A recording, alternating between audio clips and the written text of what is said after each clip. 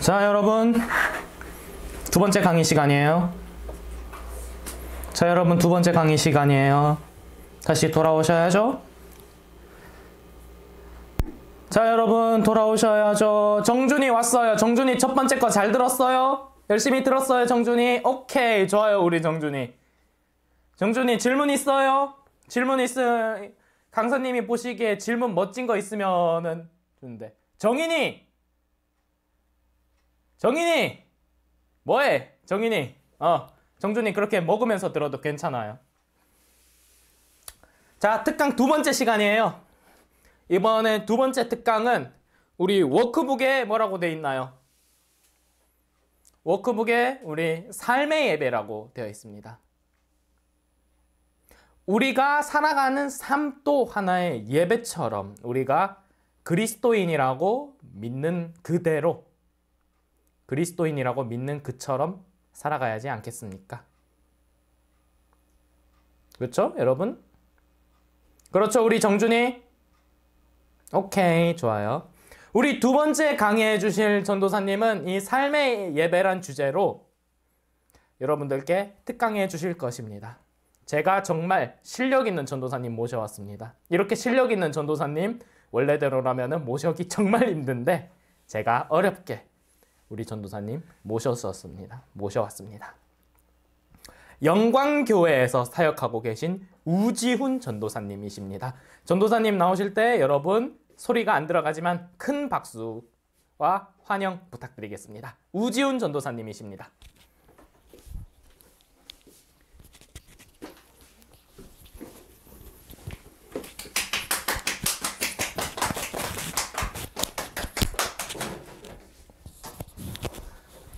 네, 소개받은 우지훈이라고 합니다.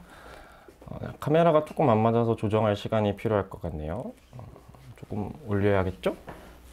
네. 제 말 잘 들리나요, 여러분? 네, 잘 들려요. 고마워요. 네. 오늘 이제 삶의 예배라는 주제로 여러분들과 함께 같이 특강을 나누게 될 텐데, 여러분 혹시 마커스라는 단체의 이름을 들어보셨나요? 사실 마커스, CCM에 조금 관심이 있거나 아니면 유튜브나 멜론 이런 데에서 찬양을 듣는 친구들이라면 한 번쯤은 들어보았을 이름입니다. 한국에 되게 아주 대표적인 CCM 찬양팀이죠. 마커스가 녹음해서 내놓은 찬양 앨범만 해도 사실 어마어마한 양입니다. 그들이 내놓은 찬양들에 따라서 이제 교회의 매주일 찬양의 선곡이 달라지고 한국의 CCM계가 막 분위기가 갑자기 훅 바뀌기도 할 정도로 영향력도 상당히 크고 마커스라는 단체의 규모도 상당히 큰 단체입니다. 지금은 마커스 워십이라는 이름으로 활동을 하고 있고 작년에 이제 코로나가 심해지기 전에는 오프라인으로 모여서 이제 다 같이 예배를 드릴 수 있었죠. 이제 그때는 강북구 석관동이죠. 석관동에 위치한 맑은샘 광천교회라는 곳에서 매주 목요일마다 예배를 드렸습니다. 사실 그 마커스 하면 이렇게 딱 떠오르는 대표적인 교회가 하나가 있습니다. 마커스가 초창기부터 예배를 드린 장소이자 이 교회 하면 마커스 하면 이 교회 이렇게 떠오를 정도로 상당히 오랜 시간 마커스의 예배 장소로 사용이 됐던 곳인데요. 이곳은 바로 관악구 낙성대역 근처에 위치한 이제 해오름교회라는 곳입니다. 이 교회는 정말로 이제 낙성대역에서 지하철역에서 걸어서 10분이면 도착할 수 있는 거리입니다. 저희 집이랑도 상당히 가까워서 집 앞에서 이제 파란 버스 이런 거 한번 타면은 평균 20분 정도, 그리고 길이 조금 막히면 한 30분 정도 걸리는 거리에 이 해오름교회가 있었는데요. 그래서 저는 이제 목요일에 마커스 예배를 드리러 자주 갔었습니다. 마커스 예배를 오프라인으로 가서 드리게 되면 이제 낙성대역까지 한 줄로 서서 가기 운동이라는 되게 특이한 경험을 할 수 있습니다. 도대체 왜 이런 운동을 하는 것일까요, 마커스는? 답은 사실 생각보다 간단합니다. 주민들에게 피해를 주지 않기 위해서입니다. 사실 주민들에게 피해를 주지 않기 위해서라는 이 답 가운데 사실 엄청나게 복잡한 사연들이 조금 숨어 있습니다.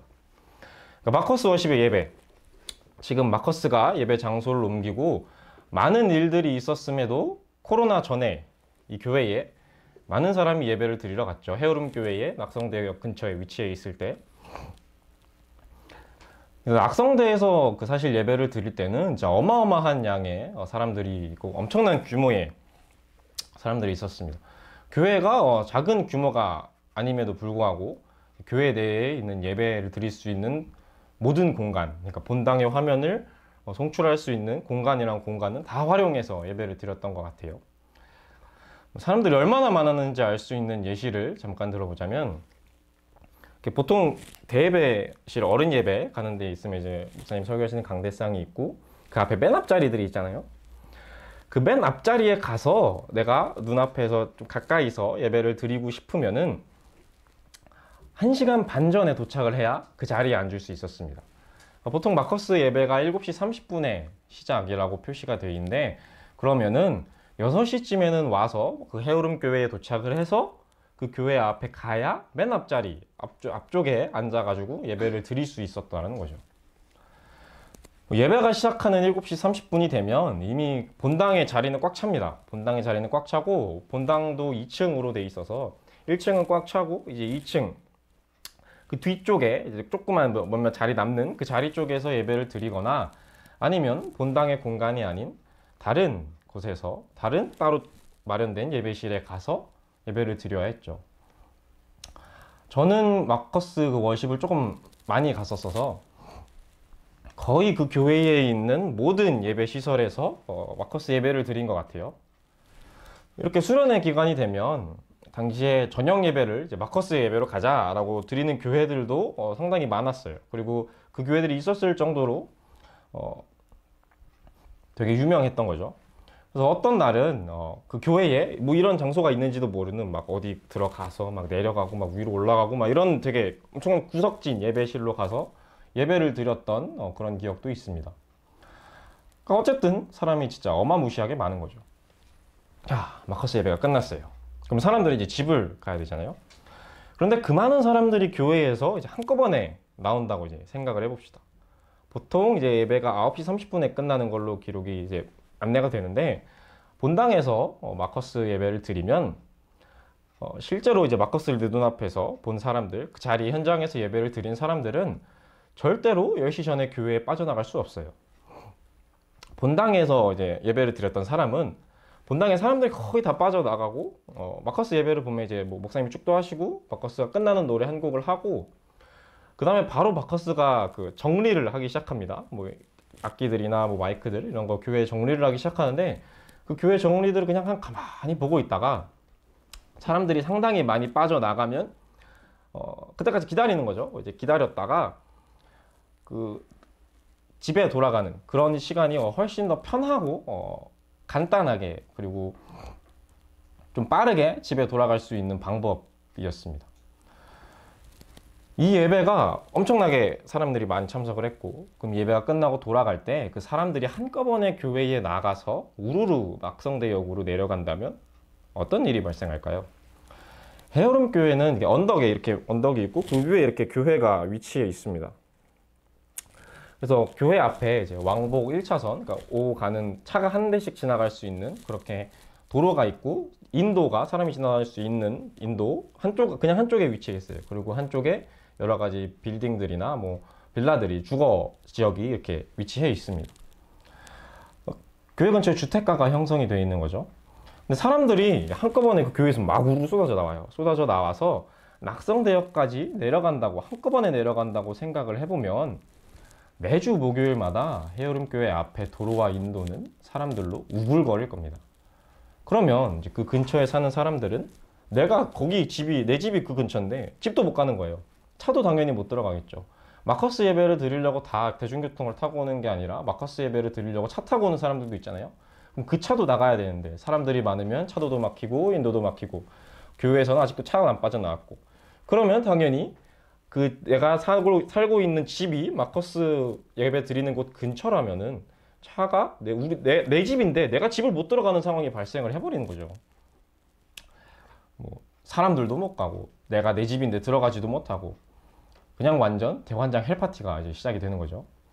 이런 것들을 이제 미리 방지하고 이제 해결하고 싶어서 마커스에서는 예배를 드리러 온 예배자들한테 낙성대역까지 한 줄로 가기 운동을 진행합니다.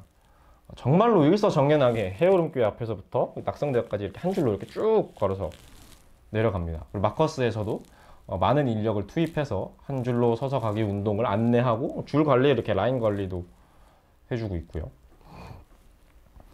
물론 해오름교회에서 낙성대역까지 가는 그 사이에 뭐 횡단보도들도 있고 버스 정류장도 있어요. 그래서 한 중간쯤 가면은 사람들이 많이 빠져서 많이 줄어들어서, 그래서 뭐 굳이 한 줄 서기를 할 필요는 없지만 그래도 사람들이 빠지기 전까지는 한 줄로 내려가면서 지역 주민들에게 피해를 주지 않습니다. 이런 광고를 하죠. 예배가 끝나면 이제 우리는 낙성대역까지 한 줄로 서서 가기 운동을 진행합니다 라는 광고를 띄우면서 마커스가 하는 안내 문구는 예배가 끝나도 삶의 자리에서 예배자의 모습으로 살아가자 라는 말을 이렇게 자주 합니다. 사실 마커스라는 이름이 그 이름을 담고 있는 거죠. 영어 마커스의 마크가 이제 흔적이죠. 마커라고 하면 이제 흔적을 남기는 사람들이라는 해석도 가능합니다. 이게 그 어르신들이 화이트보드 쓸 때 막 마커 좀 줘 막 이런 걸 하잖아요. 이게 흔적을 남기는 거죠. 그러니까 이런 것에서 비롯되어서 이제 마커스라고 직접 말하는 본인들의 이름의 뜻, 마커스라는 이름의 뜻은 이 세상에서 주님의 흔적을 남기고 가는 사람들이 마커스의 뜻입니다. 즉 내가 살아가는 삶 속에서, 일상의 삶에서 예수님의 발자국 하나라도 남기고 가는 사람들, 나의 주변의 생활에서 그리스도인다운 모습으로 살아가자, 이것이 마커스의 본 의미입니다. 그러면 여기서 이제 삶에서 예배자의 모습으로 살자, 삶의 예배를 드리자, 삶에서 드리는 예배, 뭐 이런 말들이 이제 비롯이 됩니다. 삶의 예배.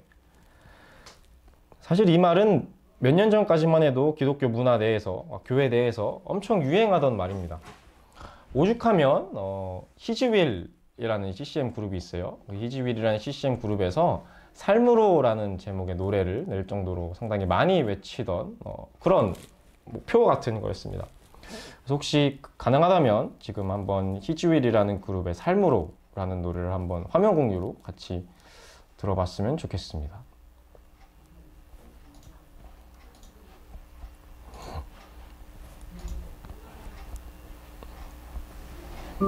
소리가 잠깐만, 이렇게 울릴 수가 있거든요. 안 울리게 좀 해야 할 것 같아요.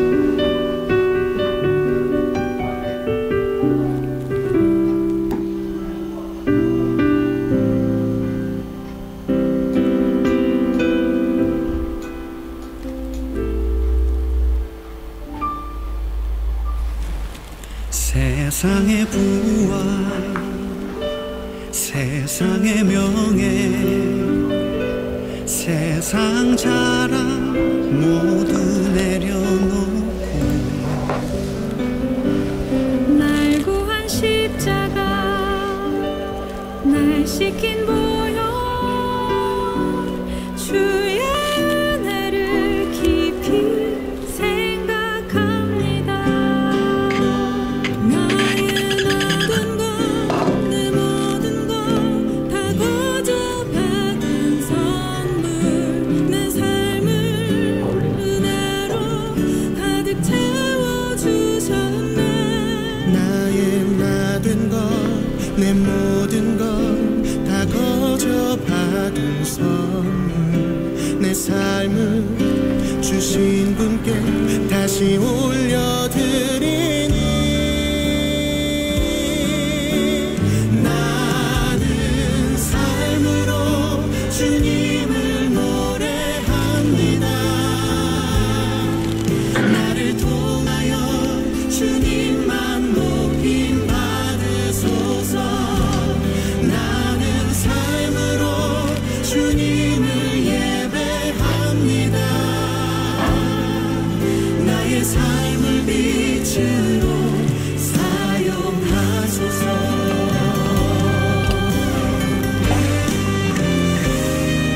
세상의 부활, 세상의 명예, 세상 자랑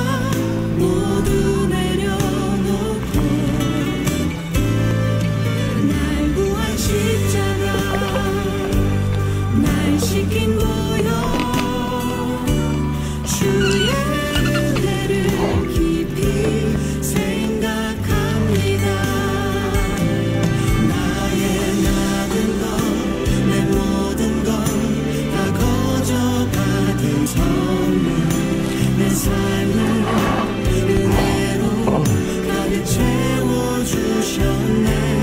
나의 모든 것 내 모든 것 다 거저받은 내가 채팅이 어떻게 내 삶을 주신 분께 다시 올려드리니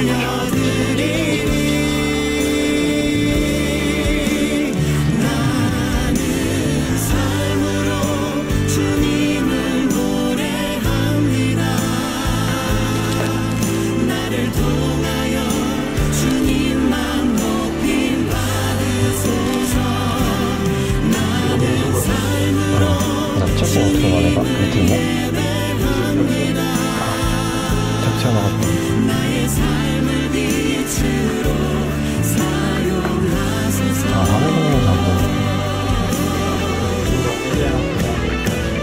화면이 잡고 이게 잘 들리겠지? 삶으로 주님을 노래합니다. 나를 통하여 주님만 높임 받으소서. 나는 삶으로 주님을 예배합니다. 내가 워크북 진행해도 돼? 0번인가? 내가 워크북 진행해도 돼? 0번이라고 해도 돼?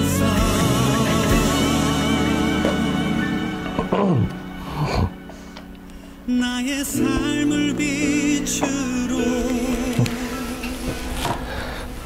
사용하소서.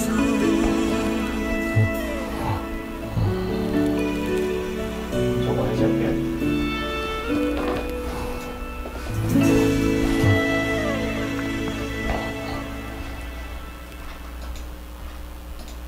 네, 잘 들어봤나요? 여러분과 저는 지금 겨울 수련회를 같이 진행을 하고 있죠. 그 수련회 가운데 저는 여러분들과 같이 삶의 예배라는 이름의 특강으로 만났습니다. 저는 지금부터 삶의 예배라는 제목으로 그에 맞는 주제로 특강을 진행하려고 합니다. 그 전에 여러분들에게 한번 질문을 해보고 싶습니다. 여러분들이 삶의 예배라는 말을 듣고 들었던 생각이 있나요? 뭐 오늘 수련회를 한다는 이야기를 듣고 시간표를 받고 워크북을 받고 특강이 뭐 있지를 살펴볼 때 삶의 예배라는 제목으로 특강이 진행된다는 걸 보았을 때 삶의 예배라는 단어를 보고 들었던 생각이 있나요? 아니면 이제 평소에 주위에서 삶의 예배라는 말을 들었을 때 혹은 그 단어를 보았을 때 들었던 생각이 있나요? 워크북 0번에 들어있는 질문일 것 같은데 한번 생각해 볼까요? 한번 생각해 보고 선생님들도 참여하셔도 좋고 친구들도 내가 워크북 0번에 대한 답을 한번 달아서 채팅에 한번 올려보도록 하죠. 한 3분 정도 드리겠습니다. 생각해 보고 삶의 예배, 내가 처음에 삶의 예배라는 말을 들었을 때 어떤 생각이 드는지 워크북 0번에 대한 내용 한번 생각해 보시길 바랍니다.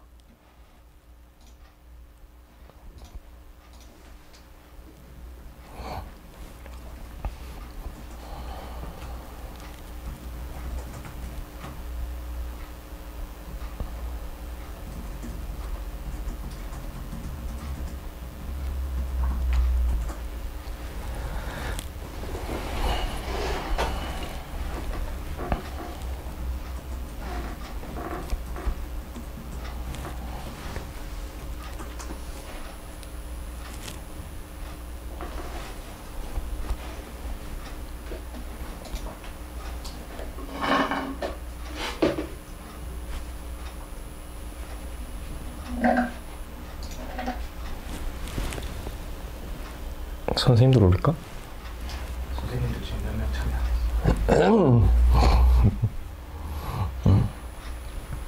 안 올라와도 그냥 진행하잖아요. 한마디 선생님들도 혹시 생각해보고 드신 생각 있다면 올려달라고도. 네. 이거 안 올라오면 그 다음 것도 그냥 패스해야겠다.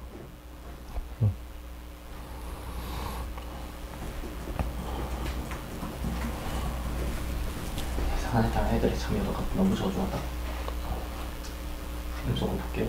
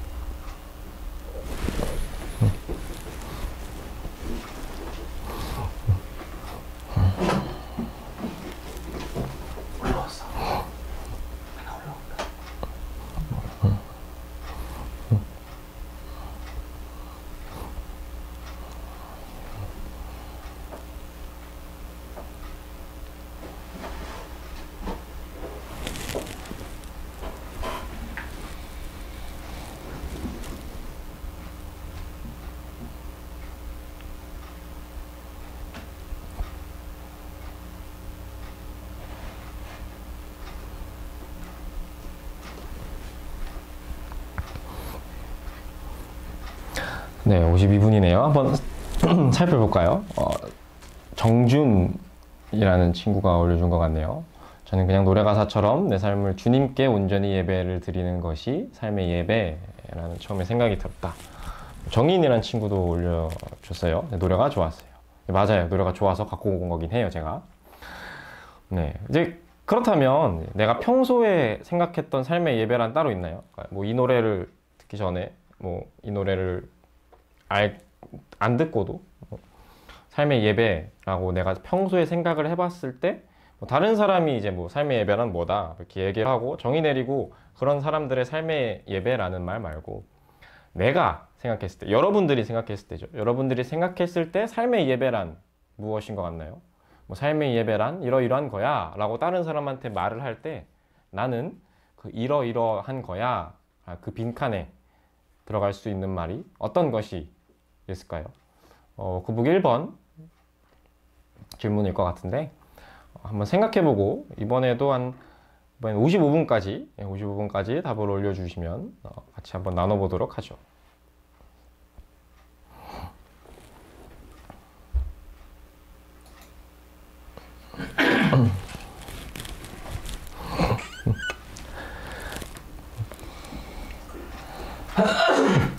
강미 지루하네.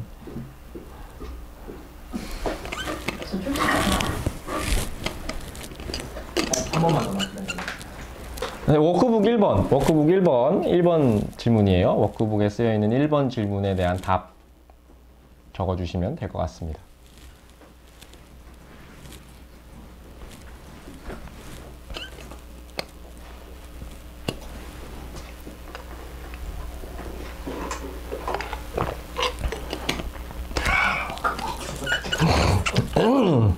워크북 없어서 하고 있어. 저 강미정 선생님 혹시 할 거 없으면 저 찬물이나 좀 따라주세요. 찬물 좀 받아주세요. 오케이.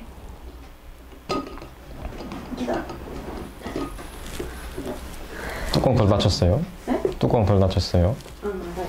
선물 받아가지고.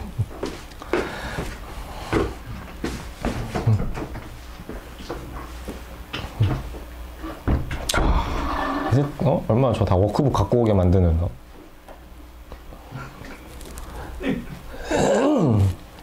그래, 좋아. 따봉 날려줘. 알겠지. 이렇게 갖고 와야지. 저 박채로이 뻔히 보이는 것은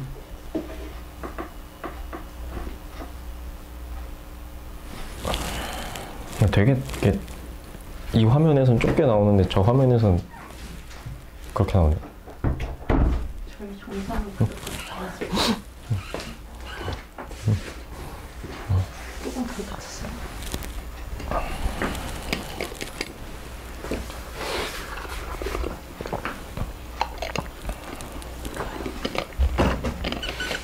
나 56분쯤 되면 시작할게. 예. 그거 뚜껑 닫고 하고 나서 좀 넣어볼게.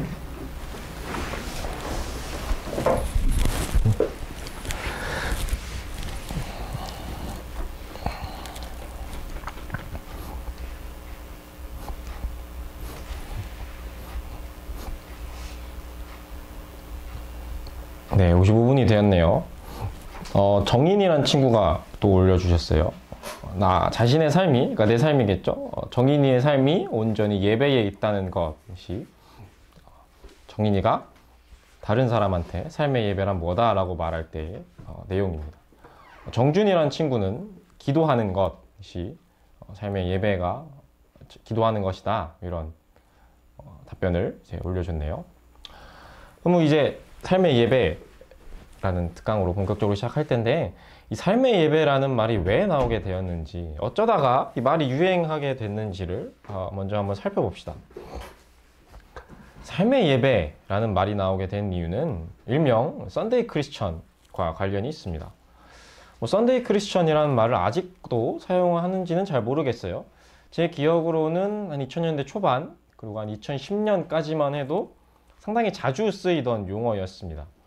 이 용어는 이제 일요일만 그리스도인이다 라는 뜻입니다. 우리 한번 상상을 해볼까요?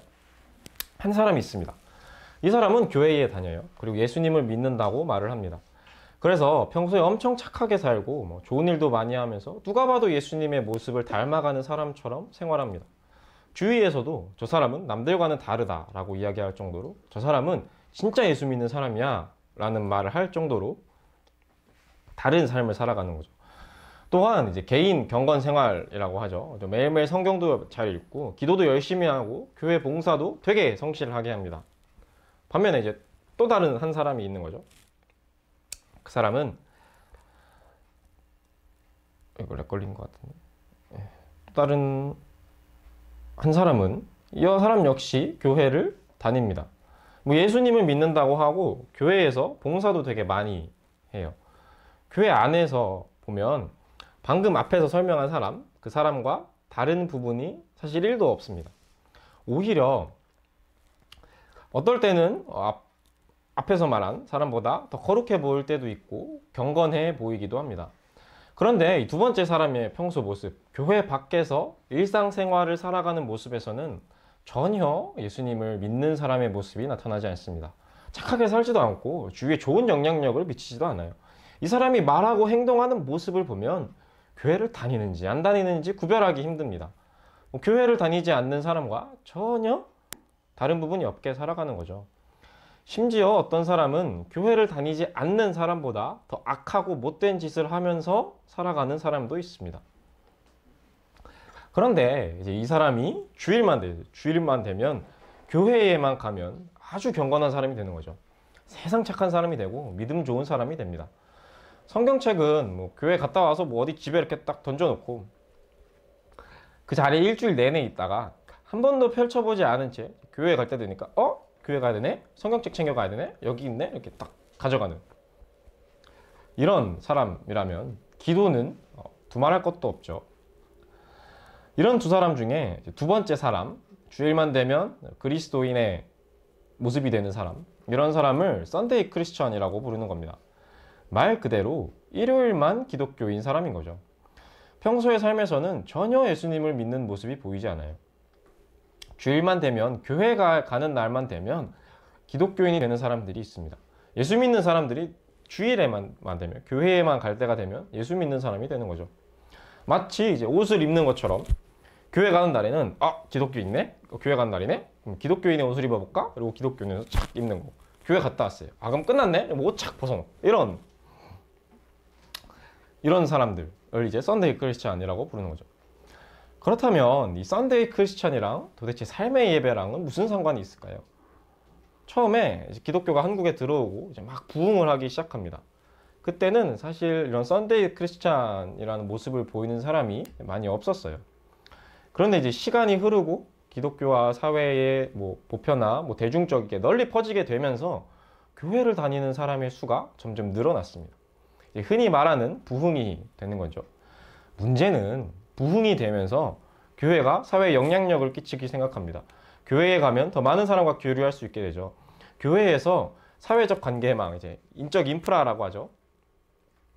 이런 걸 늘릴 수 있게 되면서 문제가 발생하기 시작했습니다. 교회를 다니게 되면 얻을 수 있는 게 많아지게 되는 거죠. 사람들이 그런 부분, 교회에 가면 얻을 수 있는 부분들에 집중하기 시작하면서 교회를 마치 동아리나 동호회처럼 생각하고 여기기 시작했습니다. 교회를 다니는 게 이제 인싸의 조건 중 하나로 이렇게 딱 되는 거죠. 그 결과 예수님을 제대로 믿지도 않아요. 하나님이 누군지도 잘 모르면서 교회 다니는 사람이 생기기 시작하는 거죠. 평소의 삶에서는 그리스도인의 모습이 나타나지 않고 하나님을 믿는 건지 예수님을 믿는 건지도 잘 모르겠는데 교회를 다니는 게 내 삶에서 이득이 되니까 교회를 다니기 시작하는 사람이 생겨나는 겁니다. 흔히 이제 앞에서 말한 것처럼 썬데이 크리스찬이 나타나기 시작하는 거죠. 이런 사람들은 이제 교회 다니는 것 이꼴 예수님을 믿는다 이렇게 생각하기 시작했습니다. 주일에 교회를 가죠. 그리고 예배를 잘 드리면 내 할 일은 다 한 거예요. 예수 믿는 사람으로서 난 할 일 다 했다 이렇게 생각하게 되는 거죠. 예배를 매 주일에 빠지지 않고 꼬박꼬박 잘 드리고 교회를 잘 가면 신앙생활을 되게 잘하고 열심히 하는 것으로 착각하기 시작했습니다. 예배 드리면 이제 땡! 끝! 이라고 여긴 거죠. 주일에 예배 드리는 것과 내 평소의 삶이 이제 분리가 되기 시작하면서 단절된 것으로 생각했고, 예배랑 삶이 상관이 없고 연결되지 않다라고 생각했고, 그런 모습을 보이기 시작했습니다. 이제 몇몇 사람들은 이런 모습이 뭔가 잘못됐다라고 느꼈어요. 점차 많은 사람들이 이런 모습은 아니라고 생각을 했고, 기독교 내에서 이런 문제점을 발견하고 문제의식을 느낀 사람들이 이제, 교회는 이래서는 안 된다, 그리스도인이 이래서는 안 된다, 우리는 이런 잘못된 모습을 고쳐야 한다라고 목소리를 내기 시작했습니다. 주일날 드리는 예배와 삶은 중요한 연관성이 있다고 말을 하는 거죠. 서로 관련돼 있고, 예배와 삶은 서로 관련돼 있고, 주일날 교회에 와서 단순히 예배 드리는 것이 끝이 아니라고 말하는 거죠. 교회에 오는 게 예수님을 믿는 것과 같지 않다, 그게 교회에 오는 것 이꼴 예수님을 믿는 게 아니다 라고 이야기를 하기 시작하는 겁니다. 이렇게 이야기를 하는 사람들은 나의 평소의 모습, 교회 다니고 예수님을 믿는 사람의 평소의 모습에서도 그리스도인답게 살아야 한다라고 말을 하기 시작했습니다. 내 일상생활 속에서도 예수님 믿는 사람의 모습이 나타나야 한다고, 내 삶에서도 세상 사람들과는 다른 무엇인가가 있어야 된다라고 외치기 시작하는 거죠. 그러면서 이런 생각을 간략히 줄여서 표현한 말이 바로 삶의 예배라는 말입니다. 내 삶에서도 예배를 드려야 한다. 내 삶에서도 예배자의 모습이 나타나야 한다. 예배는 주일에 교회에 가서 드리는 것에 한정되는 게 아니다. 그게 끝이 아니다. 그게 때가 아니다. 교회에 가서 예배를 드린다고 그게 모든 게 해결되는 게 아니다 라고 말을 하는 거죠. 삶의 예배라는 말은 이런 모든 것들을 담고 있는 말입니다. 그러면 삶의 예배, 알겠습니다. 삶의 예배가 왜 나왔는지 오케이, 일단 대충 알겠고, 교회에서 드리는 예배와 내 평소 신앙생활을 하면서 드리는 삶이 연결이 돼야 된다. 오케이, 알겠다. 근데 왜 이렇게 살아야 하냐라는 질문이 들 수 있죠. 우리는 도대체 왜 나의 삶 속에서, 내가 살아가고 있는 내가 평소의 삶 속에서, 내 일상생활 속에서 왜 그리스도인의 모습을 보이면서 살아야 할까요? 왜 내 삶이 예배자의 모습이어야 하고 내 삶이 예배를 드려야 하는 것일까요? 교회 잘 다니고 예배 열심히 드리는 것 충분한 것 같은데 왜 그걸로는 충분하지 않다고 말을 하는 걸까요? 삶의 예배를 드려야 하는 이유, 이 이유에 대해서 한번 같이 나누어 봤으면 좋겠습니다. 우리가 예수님을 믿기 시작합니다. 예수님을 믿기 시작하면서 이제 흔히 말하는 영접 기도라는 게 있죠. 예수님을 영접하고 저는 이제 예수님을 믿습니다. 아멘 이라는 기도를 하고 나면 제일 많이 하는 말은 이제 축하합니다. 당신은 주님의 자녀가 되었습니다. 하나님의 백성이 되었습니다. 라는 말을 자주 합니다. 하나님의 자녀가 되었고 천국 백성이며 하나님이 우리를 자녀 삼아 주셨다라는 말을 듣습니다. 그래서 우리가 하나님 아버지라고 부를 때 하나님이라는 단어랑 아버지라는 단어가 합쳐서 이제 부를 수 있는 이유가 되는 거죠. 이제 이런 하나님 아버지, 당신은 하나님의 백성이 되었습니다. 주의 자녀가 되었습니다. 이런 말과 함께 우리의 정체성에 관한 이야기도 많이 합니다. 이제 우리는 새 사람이 되었다. 구원받았다. 거듭났다. 이제 우리의 정체성은 그리스도인이다. 우리는 하나님의 주권 아래, 하나님의 통치 아래에 있는 사람들이다. 교회에서 목사님들이나 전도사님들, 설교를 통해서 우리가 종종 들을 수 있는 이야기입니다. 선생님들과 공과 공부를 하다가도 들리는 이야기죠. 지금부터 제가 할 얘기도 이 중에 누군가는 자주 들어보았을 이야기일 수도 있습니다. 저도 이때까지 잘하면서 심심찮게 한 번씩은 들었던 이야기인 것 같아요. 하지만 지금부터 할 말이 우리가 삶의 예배를 드려야 할 이유가 됩니다. 예수님을 믿고 영접함으로써 하나님의 백성이 된다는 말 후에 들리는 말은 죽으면 천국 갈 수 있다는 거죠. 죽으면 천국 간다는 이야기입니다. 우리는 하나님의 자녀가 되고 하나님의 백성이 되었으니 죽으면 하나님이 다스리시는 천국에 가는 거죠. 문제는 우리가 언제 죽을지 모른다라는 거죠. 아까 앞선 특강을 했던 강은비 전도사님도 다른 사람이 보면 아직도 살아있네 라고 말을 할 수 있고 들을 수 있을 정도로 언제 강은비 전도사님이 죽어도 이상하지 않을 정도의 컨디션과 체력과 건강이었는데도 살아계시고 지금 이 자리에 오셔서 여러분들과 같이 특강을 해주셨죠. 만약에 우리가 하나님을 믿기로 했어요. 하나님을 믿기로 했고 예수님을 영접하기로 했어요. 그래서 예수님 이제 하나님 믿습니다. 아멘 하고 이제 눈을 딱 떴어. 갑자기 이제 뿅 하고 천국에 가 있어. 엄청 편하겠죠. 그러면 뭐 우리는 하나님을 믿고 예수님을 영접해도 하나님의 백성이 된다고 하면 엄청 편하고 좋은 일일 겁니다.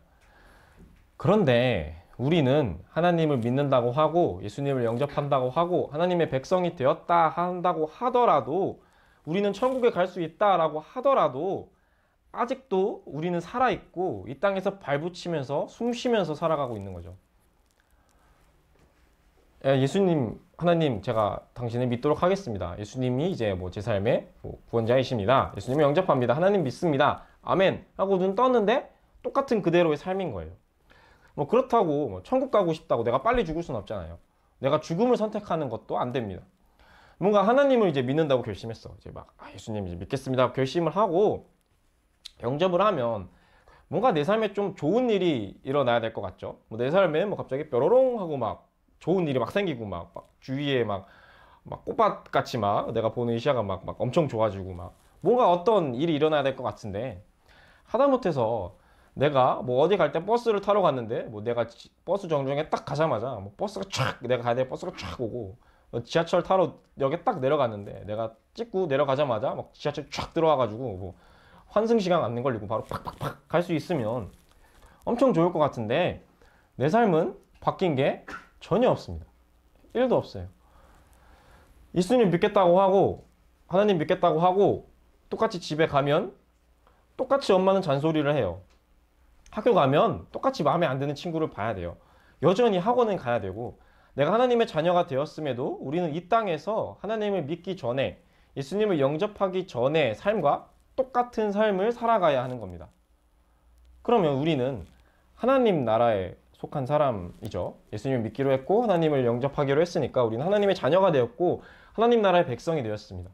그런데 동시에 이 땅에서 살아가고 있는 나라, 여기로 치면 대한민국에 속한 사람입니다. 이중국적자인 거죠. 근데 심지어 두 나라의 가치관도 다릅니다. 각 나라의 가치관과 뭐 생각, 뭐 하나님 나라의 가치관과 생각, 뭐 그다음에 대한민국 이 땅에서 살아가는 나라의 생각과 가치관이 다양하거나 뭐 다른 부분, 뭐 하나님 나라는 이쪽에 적용이 되고 뭐 세상은 뭐 대한민국은 이쪽에 적용이 된다고 하면 상관이 없겠는데 하나님 나라와 내가 살아가고 있는 이 땅의 나라는 두 나라의 가치관과 생각은 서로 충돌합니다. 계속 맞부딪히고 동시에 지킬 수 없는 내용들이 너무 많아요. 이 세상에는 살면서 경쟁을 하라고 하죠. 싸워서 이겨야 한다고 합니다. 내가 시험 문제를 한 문제 더 맞아야 다른 사람보다 좋은 성적이 나오죠. 내가 성적이 조금 더 잘 나와야 다른 사람들보다 성적이 1점이라도 높아야 수능에서 한 문제를 더 맞아야 좋은 대학에 갈 수 있습니다.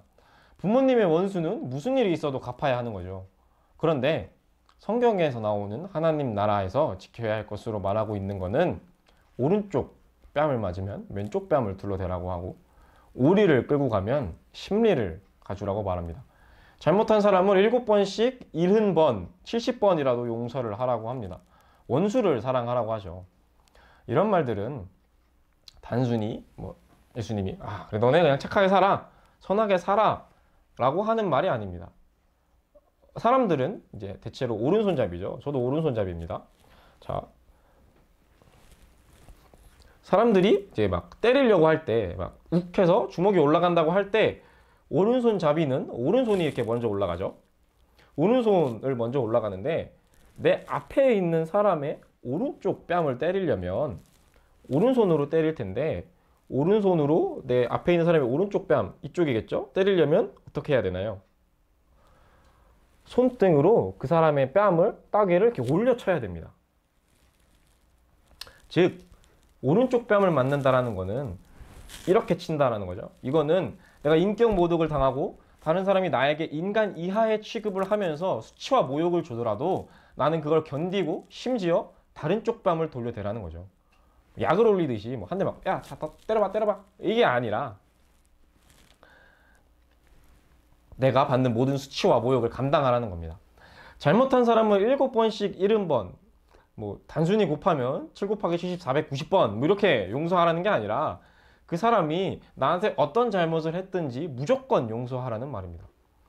이 세상에서 이렇게 살면 저 사람이 나한테 엄청난 인격 모독을 하고 수치와 모욕을 주면서 나를 꼽주고 나를 엄청 부끄럽게 만들어도 그거를 감당하고 용서하고 다른 사람들이 나이가 어떤 잘못을 했든 나는 그 사람을 용서한다고 하면은 이 세상에서 그렇게 사는 사람들을 호구라고 부릅니다. 하지만 예수님은 이렇게 살라고 하는 거죠. 세상에서 말하는 가치관과 사는 방식, 사고 방식과 하나님 나라의 가치관과 사고 방식, 삶의 방식은 완전히 부딪히고 충돌하면서 서로 반대되는 말을 하고 있습니다. 그런데도 우리는 이 땅에 살면서 하나님 나라의 가치관을 따라서 살라고 말합니다. 하나님 나라의 백성이지만 내가 발을 붙이고 사는 지금의 이 세상에서 살아가야 하는 거죠. 그렇다면 우리는 동시에 속해 있고 동시에 존재하지만 충돌하고 부딪히는 우리의 삶에서 하나님 나라와 내가 지금 살고 있는 이 땅의 삶에서 어떻게 그 둘 사이에서 어떻게 살아야 할까요?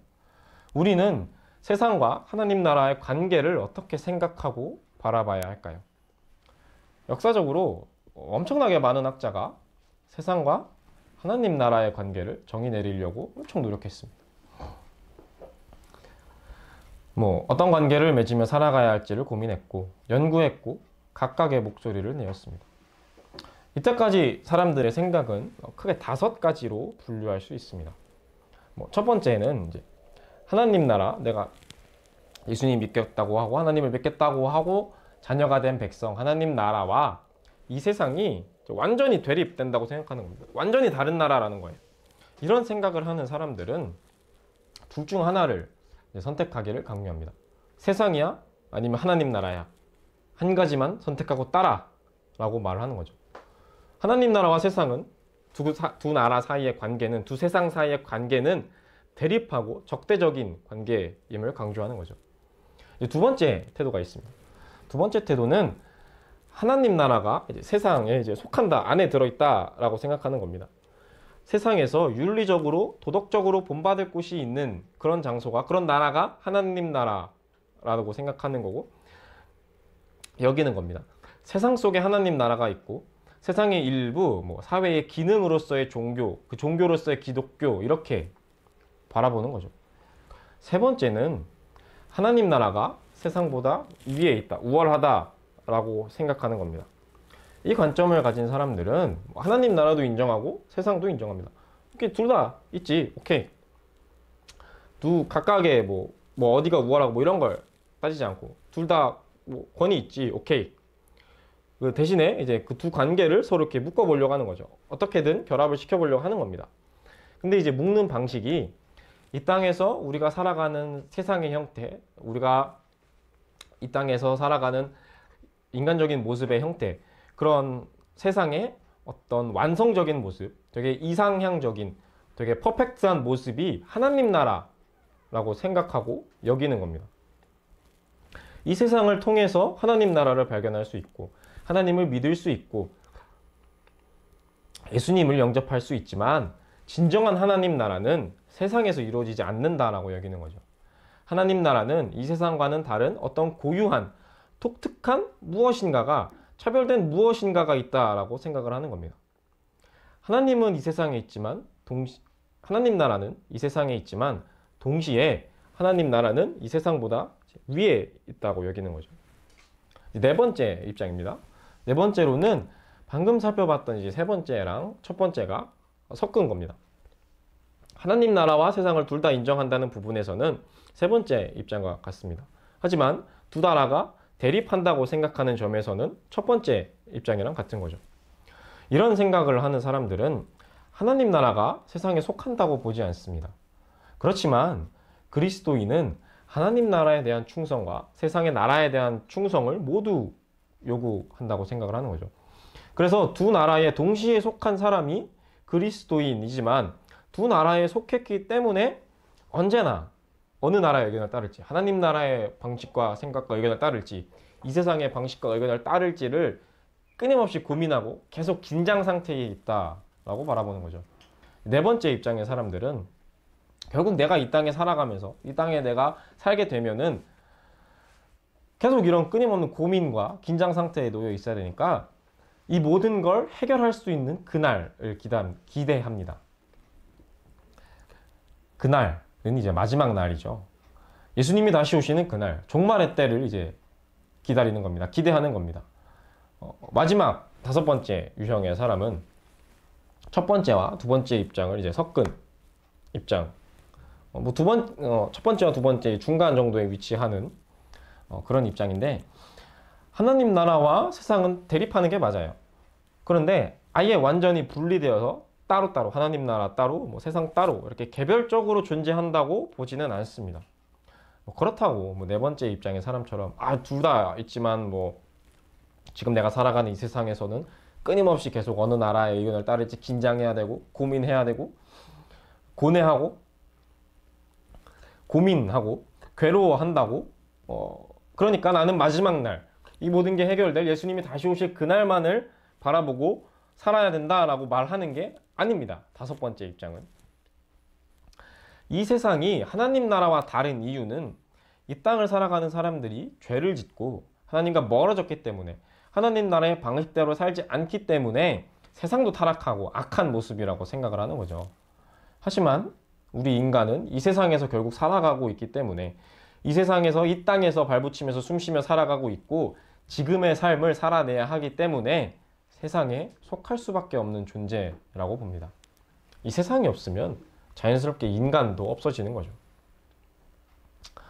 이렇게 하나님 나라와 세상의 관계에 관한 5가지 입장을 살펴봤습니다. 이 중에서 우리가 가져야 할 조금 더 건강한 태도, 그거는 바로 마지막 5번째 입장입니다.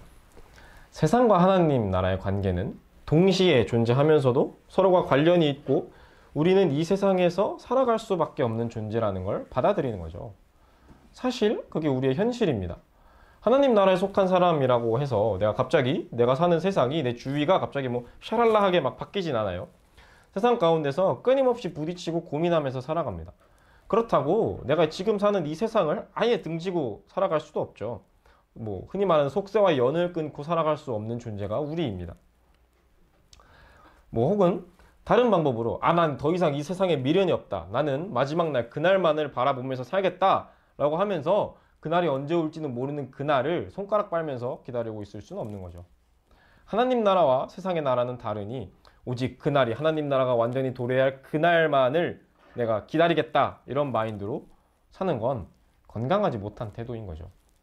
그렇게 살아간다면, 이 세상을 막 등지고 살아가고 이 세상은 필요 없다라고 살아간다면, 하나님이 이 세상을 만드신 이유와 목적, 그리고 나를 이 땅에 보내신, 태어나게 하신 그 이유를 저버리게 되는 겁니다. 나는 하나님 나라의 백성이에요. 그런데 이 땅에 살 수밖에 없는 존재라는 걸 깨달을 때, 하나님 나라와 세상과의 관계가 복잡하게 얽혀 있고 완벽하게 어느 한쪽을 선택하는 건 되게 어려운 일이라는 걸 받아들일 때, 우리는 삶의 예배를 드려야 할 이유를 발견할 수 있습니다. 내 삶에서 예배자의 모습으로 살아가야 하는 이유는 바로 이 세상과 하나님 나라가 동시에 존재하고 얽혀 있고, 우리는 그 가운데서 겹치는 그 어딘가에서, 그 상황 속에서 살고 있기 때문인 거죠. 세상에 속하지만 동시에 하나님 나라에 속한 존재로서 이 땅에 살면서 하나님 나라의 법에, 규칙에, 뜻에 맞게 살아야 하기 때문에 우리는 삶의 예배를 드려야 하는 겁니다. 이 세상과 나는 완전히 분리될 수 없죠. 동시에 하나님 나라와 나도 완전하게 분리될 수가 없습니다. 하나님 나라와 이 세상도 완전하게 분리될 수가 없습니다. 어느 한쪽에만 속해서 완벽하게 나는 100% 이쪽만 속해, 이쪽만 나는 100% 완벽하게 이쪽에 포함돼 라고 하면서 살아갈 수는 없는 거죠. 그렇기 때문에 삶의 예배를 드려야 하는 겁니다. 내가 살아가는 장소가 이 세상의 삶이 되는 거고, 내가 살아가는 방식이 하나님 나라에 속한 예배자의 모습인 거죠. 하나님의 나라에 속한 예배의 모습으로 살아가는 겁니다. 우리가 하나님 나라의 방식에 맞게 살아가는 모습, 바로 내가 살고 있는 이 땅, 이 삶에서 예배자의 모습으로 살아가는 게 삶의 예배라는 거죠. 이 세상에서 살아가는 삶의 방식이 하나님 나라에 속한 예배자의 모습으로 살아가는 것, 그게 삶의 예배라는 겁니다. 우리는 이때까지 그럼 삶의 예배가 뭐고, 그걸 왜 지켜야 되죠? 왜 이런 말이 나왔죠? 이런 것들을 살펴봤죠. 그러면 이제 우리는 그러면 삶의 예배는 어떻게 드리나요? 우리가 삶에서 예배자의 모습으로는 어떻게 살아가는 모습이 삶의 예배를 드리는 거고, 삶에서의 예배자의 모습으로 살아가는 건가요에 관해서 같이 나눠 봅시다. 삶의 예배를 드리는 방법, 삶에서 예배자의 모습으로 살아가는 방법이라는 말을 들었을 때 바로 이제 직관적으로 딱 우리가 알 수 있는 거는 아까도 이제 친구들이 올려준 거랑 비슷한 얘기죠. 예배를 드리는 것처럼 예배자의 모습으로 세상을 살아가는 겁니다. 예배와 예배자에 대한 엄청나게 수많은 정의들이 있어요. 그렇지만 기본적으로 예배라고 하는 거는 하나님과 나와의 티키타카입니다. 내가 예배를 드리러 예배 장소에 나오고 하나님도 그 예배 드리는 그 장소에 오십니다. 하나님과 예배를 드리러 오는 내가 그 사이에 오간 무엇인가가 있고 상호작용을 하는 그 자리가 바로 예배의 자리입니다. 그 모든 것이 일어나는 현장이 예배입니다. 그렇다면 예배자란 예배의 자리에 나와서 하나님과 마주하고 있는 사람이죠. 그래서 많은 목사님들이나 전도사님들이나 선생님들이 예배를 드릴 때 왜 경건해야 하고 거룩한 모습이어야 하며 예배자는 어떠해야 하는지 등의 말이 나오는 이유가 예배라는 자리는 하나님과 내가 마주하고 있는 자리이기 때문입니다.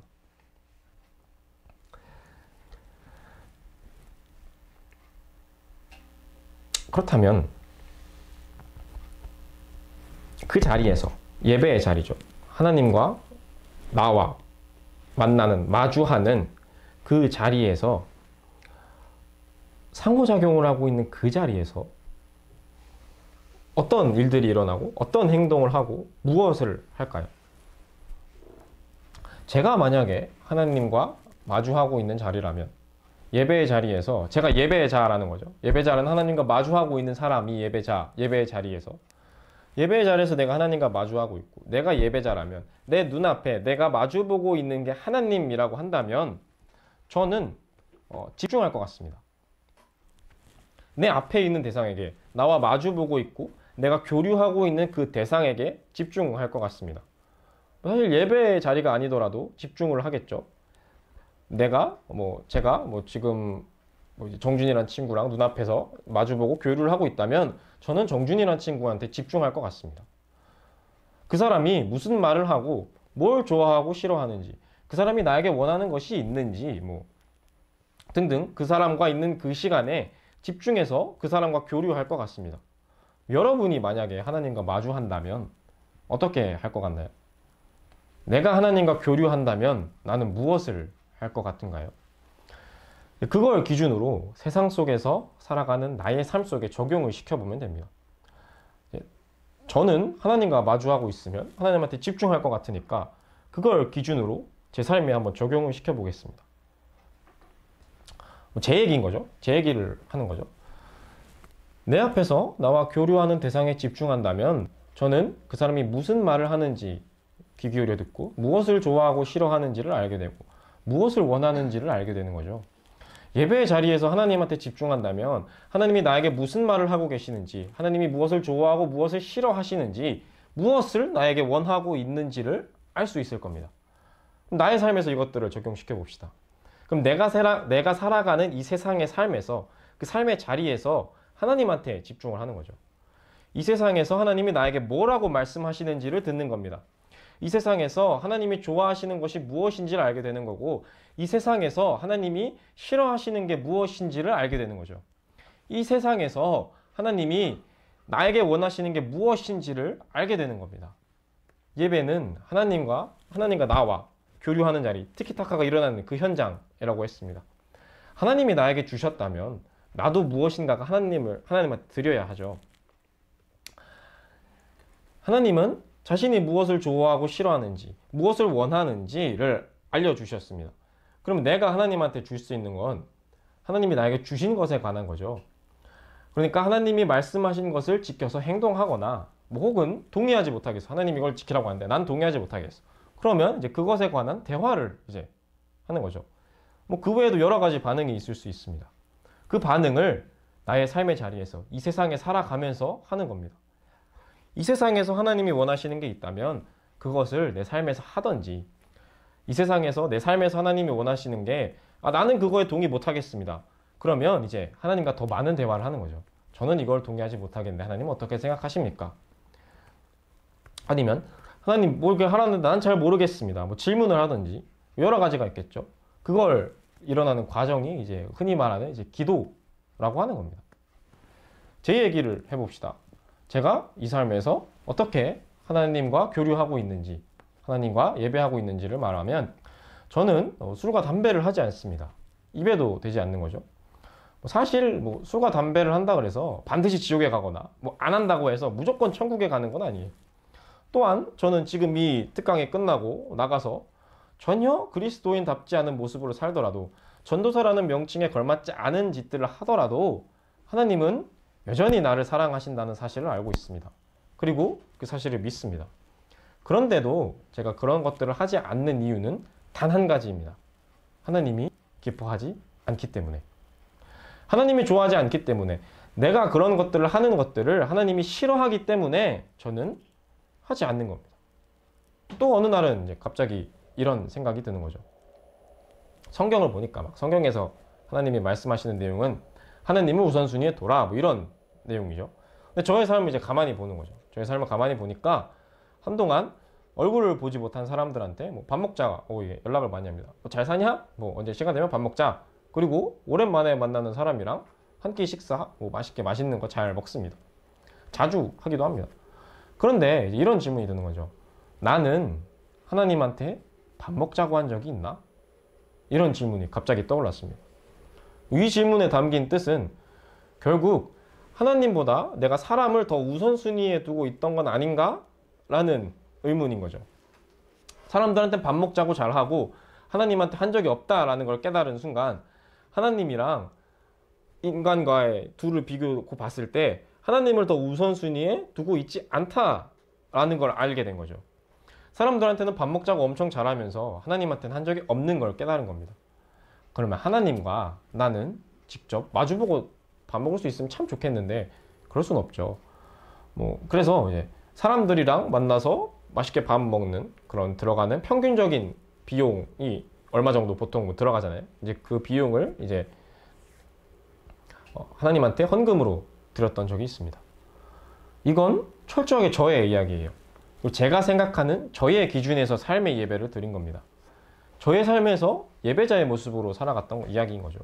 여러분의 이야기는 무엇인가요?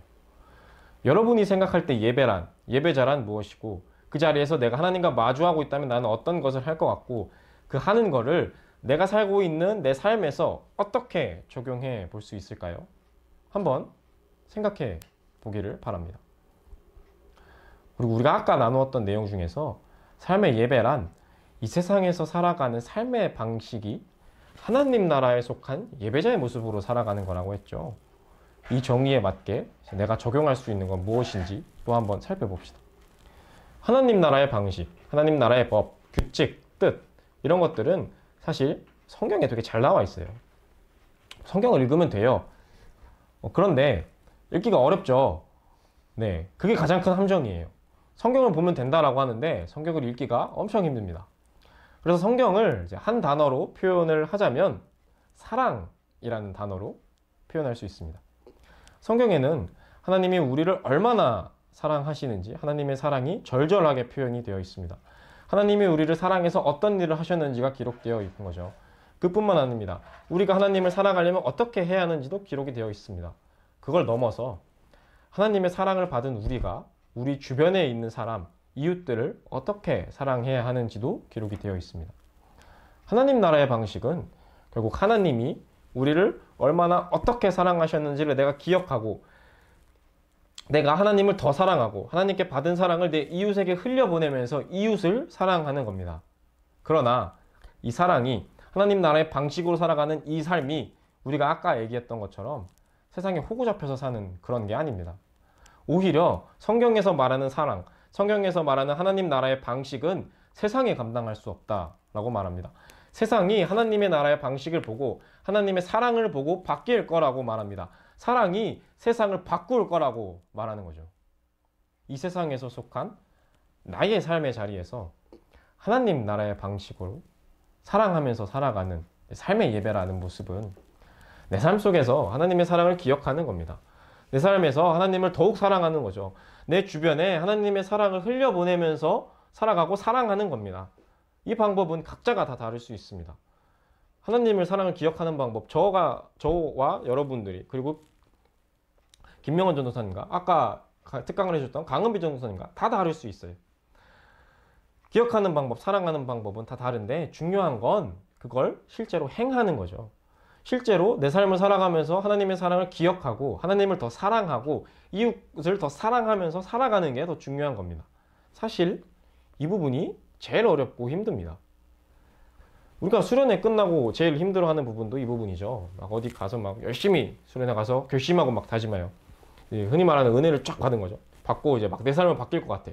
아, 나 이렇게 살겠습니다. 막 하고 뭔가 바꾸려고 하는데 이 집에 오면 도루마무 되죠. 수련회 때 받았던 은혜, 결심 등은 막 사라지는 것 같고 수련회 갈 때마다 결심하고 은혜 받고 오는데 내 삶은 계속 바뀌지 않아요. 수련회를 가는 의미도 잘 모르게 되는 이제 그런 감정도 듭니다. 그런데 이렇게 생각을 해보면 어떨까요? 내가 지금 평생을 이렇게 살아왔죠. 최소 10년 이상을, 15년, 거의 15년을 가까이 이렇게 살아온 친구들입니다. 그런데 갑자기 수련회를 한번 갔다 왔다고 해서 막 은혜 받았다고 해서 내 삶이 갑자기 한 번에 확 바뀌고 뭐 내 삶에 갑자기 어떤 큰 변화가 일어나고 이런 걸 바란다면 사실 그게 너무 큰 욕심 아닐까요? 뭐 방학했다가 이제 학교 조금 있으면 이제 개학의 시기가 다가오죠. 방학했다가 학교 가서 적응하는데 몇 주가 걸립니다. 방학 때 막 늦게 일어나죠. 막 9시, 10시까지 자다가 아침에 막 7시, 8시까지 학교, 9시까지 학교 가려고 그러면 힘들어요. 개학하면 힘들고 그 내가 일찍 일어나고 학교 가는 걸 적응하는데도 몇 주가 걸리는데 단순히 몇 달 방학하고 학교 가는 것도 그렇게 걸리는데 내가 이때까지 평생 살아왔던 삶을 수련회 한 번 끝났다고 해서 한 번에 바꾸려고 하는 거는 어쩌면 우리의 엄청 큰 욕심일 수도 있습니다. 실천해야 한다고 했죠. 그걸 너무 거창한 걸 목표로 삼고 바라지 마세요. 지금 내가 당장 할 수 있는 것, 되게 조그만한 것부터 조금씩 해나가면 됩니다. 삶의 예배요? 이 세상에서 하나님의 방식대로 살아가는 거예요. 지금 내가 할 수 있는 되게 조그마한 사랑의 실천부터 생각해보고 해보는 거죠. 하다가 당연히 잘 안 될 거예요. 실패할 겁니다. 내가 안 하던 걸 하려고 하는데 내 마음대로 당연히 되지 않을 거죠. 내가 생각하고 계획한 대로 안 흘러갈 겁니다. 그래도 너무 좌절하고 낙심하지 마세요. 되게 어찌 보면 되게 당연한 일입니다. 안 하던 걸 새롭게 하려고 하는데 그게 갑자기 잘 되면 오히려 그게 이상한 거죠. 작심삼일이라고 생각될 수도 있습니다. 그러면 작심삼일이 끝나는 날, 깨지는 날, 그 세 번째 날에 다시 결심해서 생각을 하면 되죠. 작심삼일이 되면 그 끝나는 날에 그 다음에 위해서 또 작심삼일을 하는 거죠. 그렇게 계속 작심삼일 끝나고 또 작심삼일을 하고 그 깨지면 그 깨진 날 다시 결심을 해서 작심삼일을 하고 이렇게 이어가다 보면은 작심삼일이 언제는 작심삼주가 되면서 바뀔 거고 그게 작심 3달이 될 거고 그게 작심 3년이 되면서 점점 바뀔 겁니다. 나의 삶에서 내가 할 수 있는 조그만한 것부터 삶의 예배를 드리는 그리고 삶에서 예배자의 모습으로 살아가는 여러분이 되기를 소망합니다. 네, 제가 준비한 특강은 여기까지고요. 다음에 김명정 선생님 마무리 해주실까요?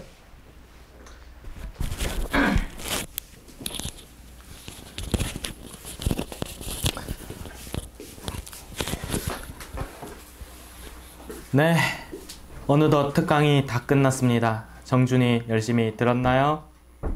열심히 들었다고 하네요.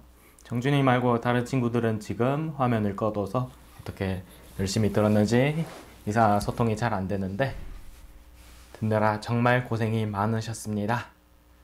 여러분 어떻게 우리 삶의 예배를 통해서 하나님께 영광 돌려야 한다는 것 깨달으셨나요? 우리의 삶을 통해서 우리의 삶이 예배자가 되어야 할 것입니다. 그것이 우리가 하나님 나라를 살아가는 우리들의 의무일 것입니다. 이것으로 오늘 특강을 모두 마치고자 합니다. 함께 기도드리고 오늘 특강 모두 마치도록 하겠습니다. 함께 기도하겠습니다. 주님 감사합니다. 오늘 우리에게 귀한 전도사님 두 분 모실 수 있도록 허락하여 주셨습니다. 이 전도사님 두 분을 통해서 허락하신 주님의 뜻 우리가 더욱 기억하며 나아가게 하여 주시옵소서. 어려운 가운데일지라도 그 과정들을 통해서 주신 하나님의 뜻이 있음을 믿고 그 과정들을 통해서 하나님께 더욱 나아가는 우리 성심중앙 청소년교회가 될 수 있도록 하여 주시옵소서. 그리고 그 매일의 삶을 통해서 하나님께 더욱더 영광 돌리는, 하나님께 오직 더 삶을 통해 예배하는, 삶 가운데서도 예배자로 살아가는 우리 성심중앙 청소년교회가 될 수 있도록 인도하여 주시옵소서. 이 특강이 마치더라도 이 특강을 넘어서서도 우리의 모든 삶 자체가 하나님을 바라보는 그리스도인 될 수 있도록 주님 함께하여 주시고 역사하여 주시옵소서. 이 특강을 마친 전도사님 두 분께도 주님 함께하여 주시사 앞 나아갈 그 길들에 주님의 은혜 더욱 부어 주시옵소서. 감사드리며 이 모든 것을 우리 주 예수 그리스도의 이름으로 기도드립니다. 아멘. 이제 이 특강 마치고 질문사항들을 카톡방에 남겨주시면 전도사님께 전달해 드리겠습니다. 그 좋은 질문들 남겨주신 분들께는 선물도 드리니까요. 많이들 참여 부탁드리겠습니다. 오늘 특강 여기까지 하도록 하겠습니다. 감사합니다. 수고 많으셨습니다.